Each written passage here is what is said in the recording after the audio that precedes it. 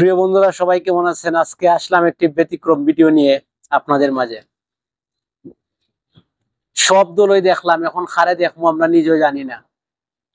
বাংলাদেশের মাঝে আমরা কিন্তু বিগত প্রায় 17 বছর যে ভোট থেকে বিরত ছিলাম, জনগণ কিন্তু ভোটের অধিকার কিন্তু হারাইছিল, তারা কিন্তু ভোট দিতে পারে নাই।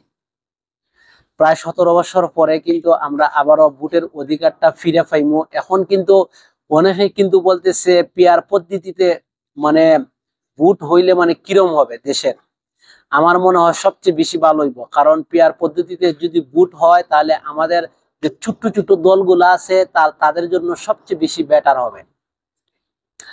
এখন যে আছে বর্তমানের যে বিএনপি দল আছে, ওনারা কিন্তু মানে মানতে চাইতেছে না, কারণ তাদের সমস্যা আছে। যে দলীয় ভাবে যে তাদের যে এমপি গুলা আছে, আর অনেক টাকা দিয়ে কিন্তু একটা কিটা এই নিতে হয়, একটা সিট নিতে হয়। তো এইটা তো তারা পাইতো না। আর সবচেয়ে যে বাংলাদেশের মাঝে যতগুলা সিট আছে অর্থাৎ ছোট ছোট দল সবাই কিন্তু একরকম কিন্তু সমর্থক দিছে যে পিয়ার পদ্ধতিতে বর্তমানে ভোটাভুটিটা হইতো। তে আমি বর্তমানে তো অবশ্যই আওয়ামী লীগের তো কোনো কিছু নাই দেশের মাঝে, যেরকম ভাবে আহ স্বৈরা শাসক মানে হইয়া গেছে 15 থেকে 17 বছর, আর তাদের তো কোনো কিছু নাই বর্তমানে দেখতেছি না। এমনকি যে ছাত্রলীগও নিষিদ্ধ হইছে। আহ এখন কি আর বলবো, এখন তো বর্তমানে মাঠের মাঝে আমরা কিন্তু দেখতেছি বিএমপি বিএমপি এবং যে জামাত শিবির। আমি কিন্তু আমার মন থেকে ভালো পাই জামাত শিবির।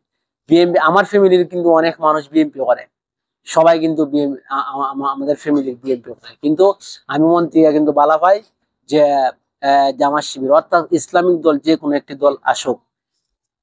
এখন আমি কিন্তু যে সাইটে দিয়ে একটি যে পিক রাখছি, দাঁড়িপাল্লা বনাম যে ধানের শীষ।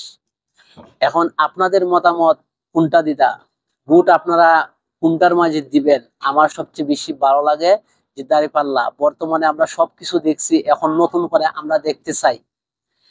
করে দেখতে চাই। আমার প্রিয় অডিয়েন্স যারা আছেন আমার, আমি একজন ছোট্ট ব্লগার হিসাবে আমি আপনাদের কাছে মতামত জানতে চাই, আপনাদের মতামত কি? আমার কিন্তু ইসলামিক দল হিসাবে দাঁড়িপাল্লা আমি বাইসা নিছি। আপনারা মানে কি বাঁচবেন, আপনারা অবশ্যই মানে কমেন্টে বলবেন।